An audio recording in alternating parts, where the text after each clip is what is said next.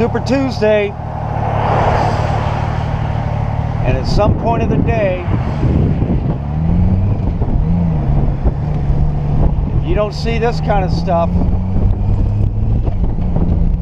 then you're as bad as the idiots that we have in Washington.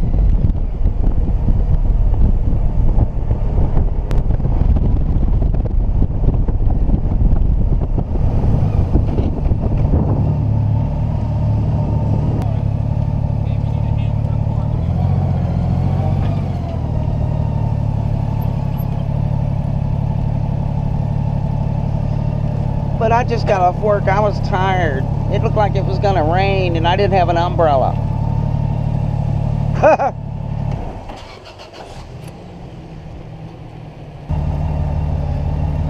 Bam! No excuses.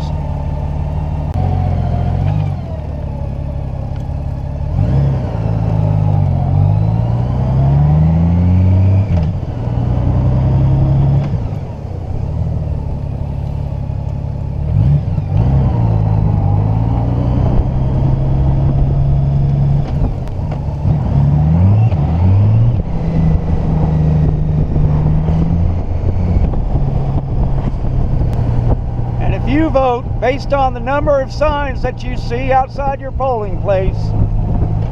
Just make a U-turn and go back home. We don't need those kind of decision makers. Thank you very much. Mayor, have another.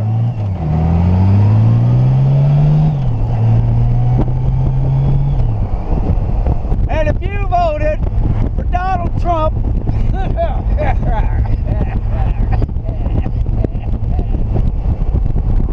in the biggest state today, where the biggest number of delegates are. Yep. The one state that Marco has a shot in is Minnesota, where they have a caucus.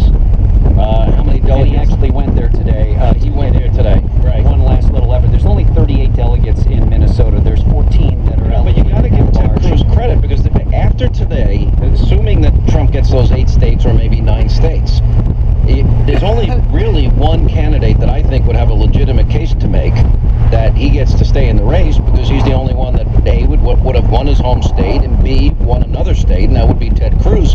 Why do I suspect? I mean, you see that the establishment now is up in arms. Every day we're reading 15 new articles about how to stop Trump, how to stop Trump, how to stop the insurgency. That would not be just the establishment. It would be a lot of conservatives too. Oh yeah, I understand that. I don't consider Ben Sasse to be part of the establishment. Yeah, I don't either, and it's frustrating to me, because that sounds like the, let me pout and take my toys and go home syndrome to me. I think there is a distinct, the Republican Party is fracturing along a number of lines right now. We discussed this yesterday. I think the Tea Party is divided about Trump. I think a lot of people, the movement conservatives are divided on Trump. And the establishment, I think there's a number of people in the establishment that would probably go, you know what, let's just deal with it and move on. And then there's a few that are not. But obviously, I always look at these situations and think a lot of the people that are yelling now, once a nominee is selected, they'll fall back to the party. But when you look at Ben Sasse and others, they are saying that is not the case, and they're not going to support Trump. So I don't look at that. That's not establishment people. Ben Sasse is certainly not an establishment. I supported Ben Sasse in his election. I put him on regularly. I thought he was going to be one of the big rising stars.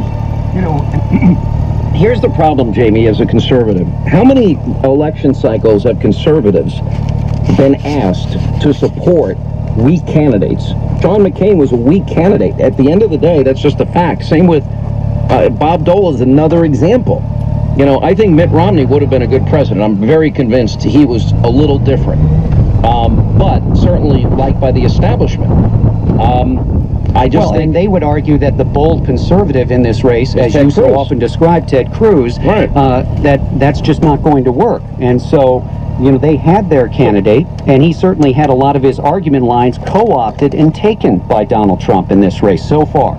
Okay, but now what happens is now they back another horse, which is Marco Rubio. Now, Marco Rubio, at some point tomorrow, when you're back on the air with us tomorrow, will either have won one state or no states, and he's down in his home state by 20 points.